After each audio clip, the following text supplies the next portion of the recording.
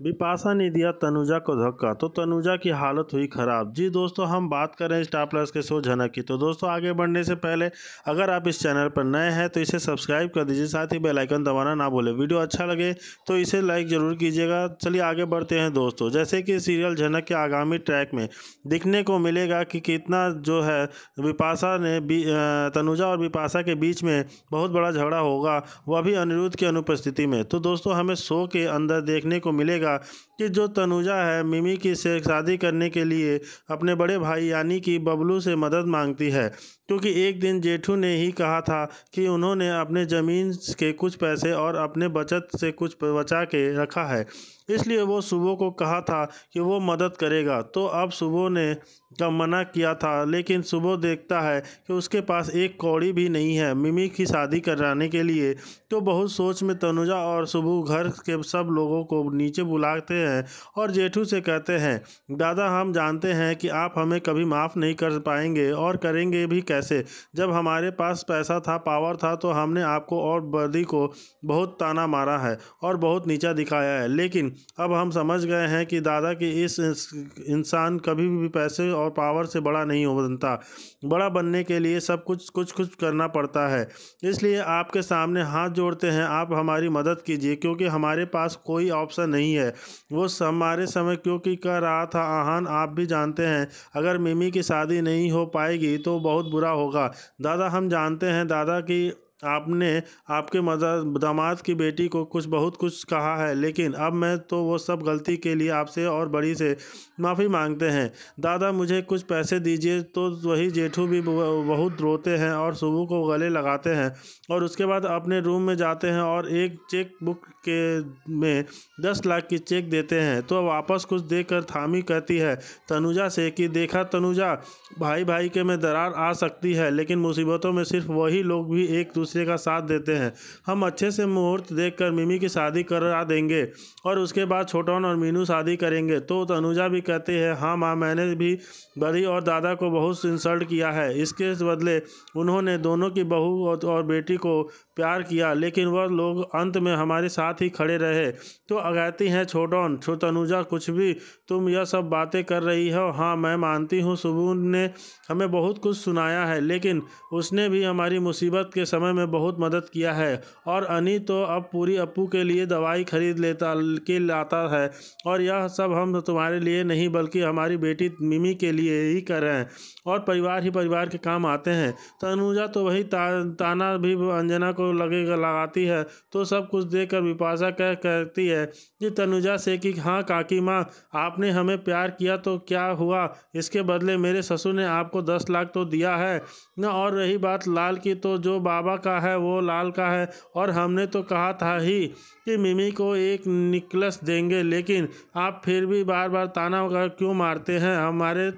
हमने तो किसी का घर जो जबरन नहीं लिया है, गलती आपके पति ने किया है तो क्यों वो भुगते। तो बिपाशा को बात सुनकर तनुजा को बहुत गुस्सा आता है और वह कहती है, तुम्हारी इतनी हिम्मत बिपाशा कि तुम मेरे सामने मेरी पति की इंसल्ट कर रही हो।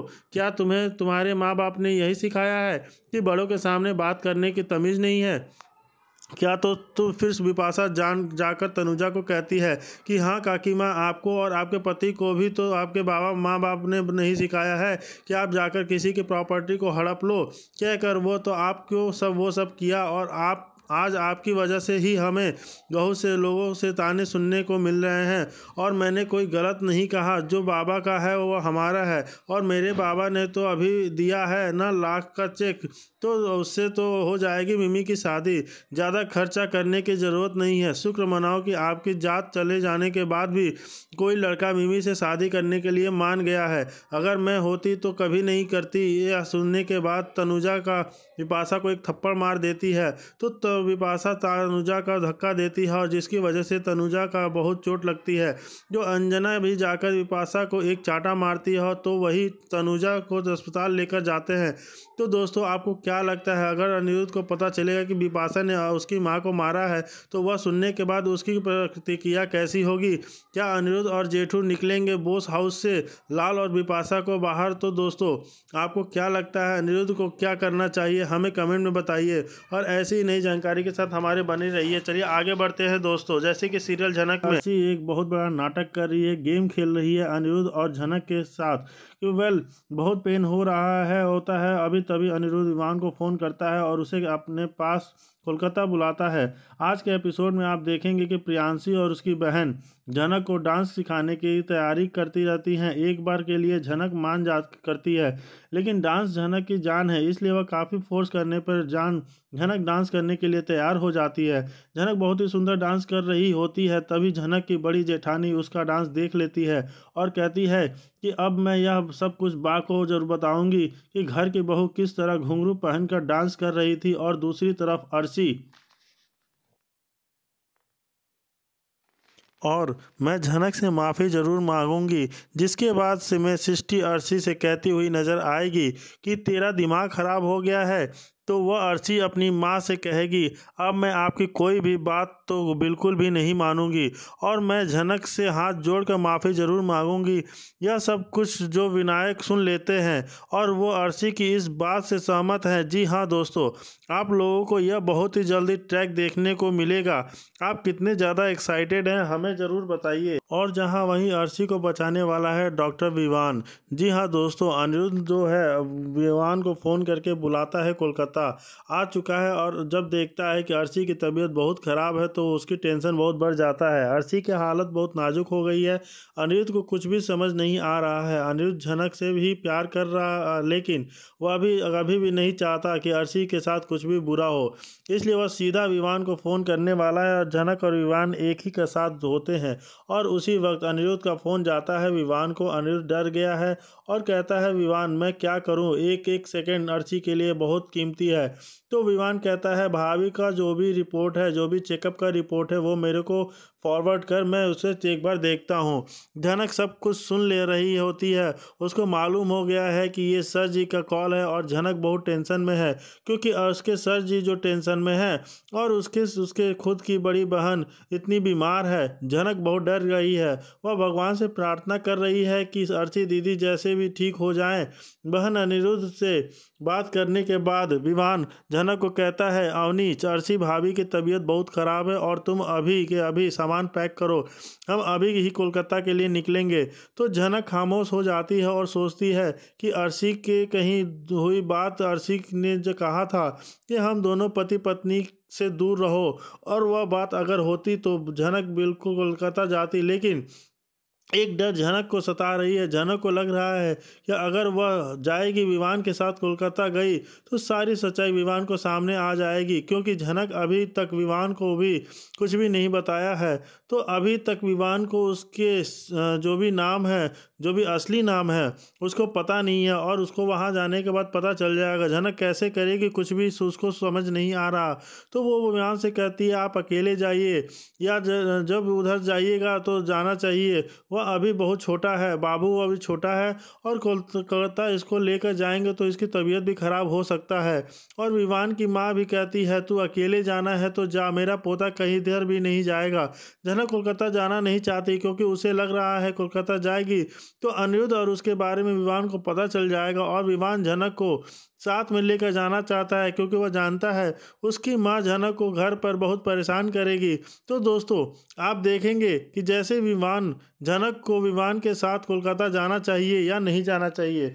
और अनिरुद्ध यहाँ पे अर्शी से कहता है कि मैंने जो झनक का देखा है, विवान मेरा अच्छा दोस्त है, विवान झनक का बहुत अच्छे से ख्याल रखेगा, झनक को एकदम रानी बनाकर रखेगा, झनक हमेशा उसके साथ खुश रहेगी। तो झनक को मैं देख कर आया हूँ, बहुत खुश है अपने परिवार में। तो दोस्तों, यह बात सुनकर अर्शी भी नाटक करने लग जाएगी और कहेगी कि चलो झनक अब सही सलामत है ना, तो एक बार मुझे भी झनक से मिलना है, मैंने भी झनक के साथ बहुत ही ज़्यादा बुरा किया है, तो एक बार मैं उससे मिलकर सॉरी कहना चाहती हूँ। क्योंकि दोस्तों, अभी अर्शी जो है अपने तेवर बदल चुकी है, बिल्कुल ही अपने बिहेवियर को चेंज कर दिया है। ऐसे बिहेव कर रही है कि जैसे उसे बहुत सी बातों का अफसोस है, यानी अपने किए हुए गुनाहों को माफ़ी मांगना चाहती है। उसने जो भी अपराध किए हैं उसके लिए क्षमा मांगना चाहती है और झनक के सामने वो गिल्टी फील करना चाहती है कि मैंने तुम्हारे साथ बहुत बुरा किया। यहाँ पे अर्शी चैन की सांस इसलिए भी लेना वाली है क्योंकि अनिरुद्ध उसे यह बताया बताएगा कि झनक ने शादी कर ली है, झनक ने शादी कर ली है, तो इसका साफ साफ मतलब यही हुआ कि झनक अब अनिरुद्ध की ज़िंदगी में कभी नहीं आ सकती है और ना ही अब अनिरुद्ध झनक के पीछे भाग सकता है, क्योंकि दोनों की शादी हो चुकी है, दोनों के परिवार है। तो अब इन दोनों को लिहाजा रखना चाहिए कि एक दूसरे के फैमिली में एक दूसरे की ज़िंदगी में इंटरफेयर ना करें। लेकिन दोस्तों, यहाँ बताया जा रहा है कि अर्शी की कॉम्प्लिकेशंस काफ़ी ज़्यादा बढ़ने वाली है। यहाँ डॉक्टर विवान अब पहुँचेगा अर्शी को देखने के लिए, तो वहीं उसका डॉक्टर बनेगा, यानी वह लेने वाला है अर्शी मुखर्जी का केस और उसको सारी प्रेगनेंसी का ट्रीटमेंट भी वही करेगा। और साथ ही यहाँ पे झनक भी उसके साथ जाएगी, तो झनक को भी काफ़ी ज़्यादा बुरा लग रहा है। उस लोगों होगा कि अर्शी दीदी की क्या हालत हो गई है। और तो यहाँ पे आप देखने वाले हैं अर्शी मुखर्जी की खूब सेवा करने वाली है झनक जी। हाँ, झनक खूब सेवा करेगी अपने अर्शी दीदी की, ताकि उनके बच्चे को कुछ ना हो जाए। आखिर का यह बच्चा अनिरुद्ध बोस का है, अनिरुद्ध का बच्चा है, बोस परिवार का वारिस है, तो उसे कुछ भी नहीं होना चाहिए। अब लोग काफ़ी डर रहे होंगे, लेकिन यहाँ पे जो है झनक महानता की देवी बनती हुई नजर आएगी फिर से। ये इसका मतलब कि इन लोगों के उसके साथ जितना भी भला बुरा किया है वो सब कुछ दरकिनार कर यहाँ पर उसने फुल ऑन सेवा करने लग जाएगी अर्शी की। जी हाँ, अर्शी का पूरा ख्याल रखेगी, क्योंकि यहाँ उसका पति इसका इलाज करेगा और यहाँ उसकी दवाई, खाना पाना, पानी जो भी सब कुछ है वो देखभाल झनक की करने वाली है।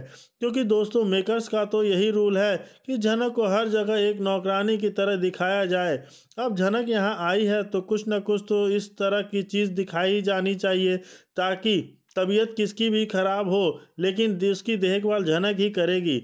यहाँ पे अर्शी मुखर्जी भी अपना रंग रूप बिल्कुल ही बदल लेने वाली है और बहुत ज़्यादा गिल्टी फील करने वाली है झनक के सामने, और झनक से सॉरी कहती हुई नज़र आएगी कि मैंने तुम्हारे साथ बहुत ही गलत किया है, मैं शायद कभी मुझे माफ़ नहीं कर पाओगी, लेकिन कभी भी तुम्हारी तरह शायद बन नहीं पाऊंगी। लेकिन तुम बहुत महान हो झनक, तुम हमेशा दूसरों के बारे में सोचती हो। देख लो आज मेरे साथ क्या हुआ, लेकिन आज तुम भी मेरी सेवा